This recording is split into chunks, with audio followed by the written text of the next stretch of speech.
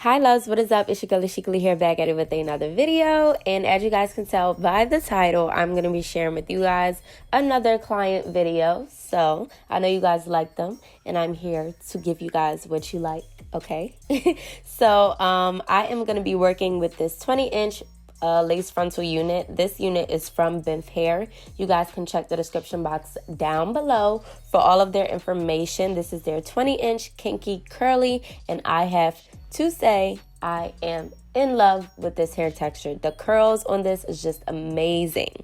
So I'm going to be sharing with you guys how I customize the frontal. So my only thing that I did not like about the unit was that I just felt like the hairline was so thick, and this kind of required a bit more plucking than normal than all of my other units that I've ever received. So you definitely want to take your time plucking with this because the hairline is a bit thick, but it can definitely work.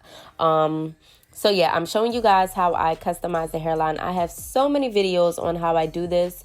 All you really have to do is just pay attention and take your time, and don't over pluck, but don't under pluck. You want it to look natural, but not bald. So this is the technique that I do. I'll part the hair out, pluck behind that part, and then I'll flip that part over that I left out, and then I will pluck that part. So as you guys can see, I parted it, I'm plucking behind it, and that part that you see in front, I will flip that over and then pluck everything together. So this is my technique. Now, I have plenty different ways on how I pluck my frontals. It just depends on the kind of frontal, how thin is the lace, because you don't want to be too rough, and just stuff like that. So everything varies when you have a unit. So I would just say to pay attention to the type of unit that you have and just make sure that you are doing everything correctly. Again, I have so many videos on YouTube. You guys can always go ahead and check out my other videos and, just do it with me. If that helps you, I don't see why not, okay? So, yeah, you guys, I pretty much was just making sure that everything looked a bit more natural than how it came. And I feel like I did a pretty good job. I didn't want to pluck too much because it already wasn't enough parting space on the wig because it's a 13x4. So I was pretty happy with the way that it turned out. So now I'm going to apply the unit on my client. So as you guys can see, she's already glued down. And what I'm doing is just applying the frontal onto the glue, making sure that everything is melted. Now, before I would do this in a way where I would cut the lace off first and then apply the unit. But I decided to do it the other way this time. And then I just have her hold the sides and make sure that she's pressing down on it so that everything can stay in place while I do the other side as well. Because sometimes if you don't do it like that, then the other side will lift up or pull up and it will hurt the client. So always have your clients hold the ear tabs down while you're applying a unit. And then I'm just squeezing the lace in, making sure that everything is melted. And then to cut the lace off, I'm using a razor. Now with this, I like to cut very close to the hairline and not leave so much lace on. And now I will leave a little bit, but not too much because I don't want the lace to be detectable. So there's the key right there. And I don't know, I feel like using a razor gives it more of a jagged, natural look rather than the scissors. I feel like the scissors, you have to be a bit more precise and it takes a little bit more time. And when I'm doing hair, I just like to make sure that everything looks pretty good, but not have my client be there all day, okay? So this is a technique I like to do. And yeah, I'm just cutting off those ear tabs around her ears because we definitely don't need those. And then I just go in and melt everything back into her skin. And then for this part, I like to use the end of my rat tail comb. Sometimes you miss an area when pre-laying the glue, and then you put on the unit and you see that some parts are overlapping and don't have any glue for it to stick down. So I just like to apply 2 layers to those open parts with the end of the rat tail comb. And I'm also using the bolt hold glue as well. So then I just melt everything in with that comb And then I'm going in, and now you guys, this is pretty much like the gist of this video. I wanted you guys to see how I actually do my baby hairs. So I like to actually part out just like a small thin, maybe like a half, not even a half, a very small parting around the hairline, and then I would just go in with the razor. So just a little tip: the shorter you cut the baby hairs, the more natural it will look, and that is what you want. Your goal here for any frontal install is to have it look natural. So I'm going in with some foam. This is the Nairobi foam, and I love this foam. It is amazing. Now, a lot of people say that when using the foam method with the boho, the lace lifts.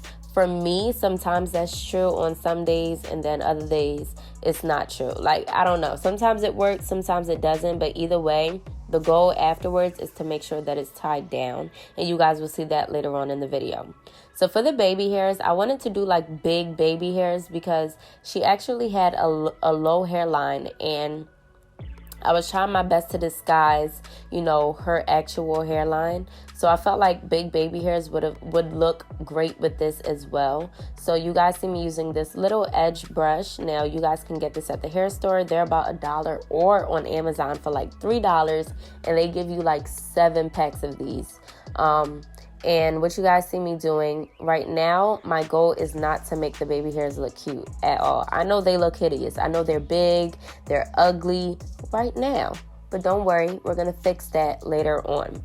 So my goal right now is just to apply that mousse and to curve those baby hairs so that when it's time to actually go in and customize it, it'll still have the shape that we want. It just won't be as big and as ugly. Okay? So now I am just going back in with some more mousse, and I'm just making sure that everything is wet so that when I tie down her hair with those spandex strips, like you guys see me doing right now, everything will be melted. So I like to use a lot of these actually. I think I use about 3 or 4 on her because the tighter stuff sits on the lace to melt everything in between. The more silky and melted everything will look. Woo! Oh, bless me. Woo. So, I feel like it's something in that mousse that just makes the hair just look so nice and soft. I don't know what it is, but it's a magic in that mousse, okay? So, I'm just going in, and hey y'all see me? I'm just going in and tying everything down and then putting her under the dryer for about 10 minutes because the heat on the dryer will also allow the frontal to look very melty.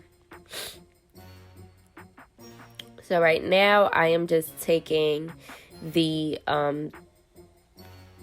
spandex strips off. And now what you guys see me doing, I am just going in with my razor, and I'm also going in with that brush and comb, and I'm just combing through the mousse so that it looks a bit more fluffy so that I can have an idea on how thick the hair actually looks, because when it's wet it looks a bit thinner, but once you comb it out the hairs separate and it will look a bit more fluffy, so I know what I'm working with. So with this part, usually I don't have to do this, but because the hairline was so thick, the baby hairs were thick as well, and I don't like that look of thick baby hair, so I go in and I tweeze out some of the hair that is in the baby hair so that it can look a bit more natural and it will have less density and less weight in the baby hairs, because we don't need that. We want everything to look very natural. And then I'll go in with a little bit more mousse. As you guys can see, it's on the back of my hand. And I'm just adding a small amount to the baby hair so that it can lay back down. But it's not crunchy. Okay, because the Got To Be glue would do that. And sometimes I use the Got To Be glue, but on different looks. So we're going to do the same thing on the other side. And I am just tweezing that and doing the same thing, really recutting it, reshaping it, and yeah.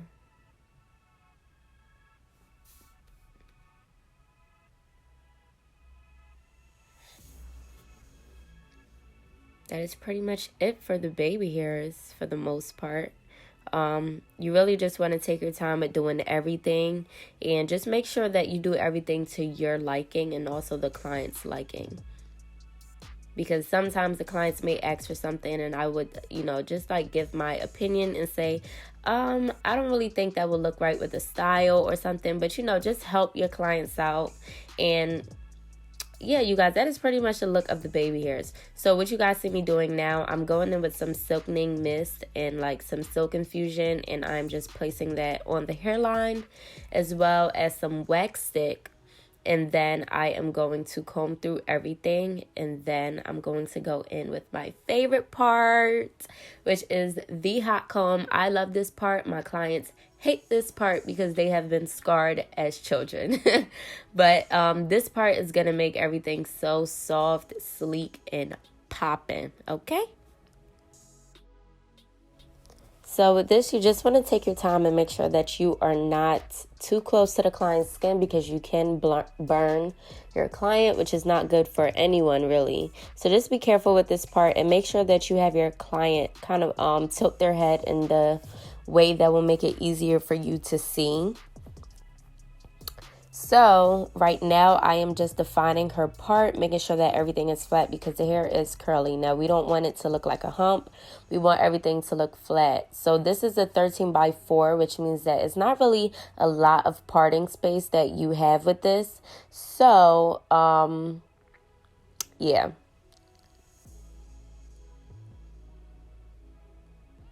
So I am just cleaning up the baby hairs, making sure that everything looks a bit more clean. And I don't know, I feel like the part makes the wig. If the part isn't nice and sleek and clean, then I feel like it will look wiggy. So now what you guys see me doing, I am just tending to the hair, and I am spraying it with water and conditioner. I have to say, I love, love, love the curl pattern of this hair. It is so pretty, and this is their kinky curly texture. Everything will be in the description box below for you guys to check out if you decide to order from them.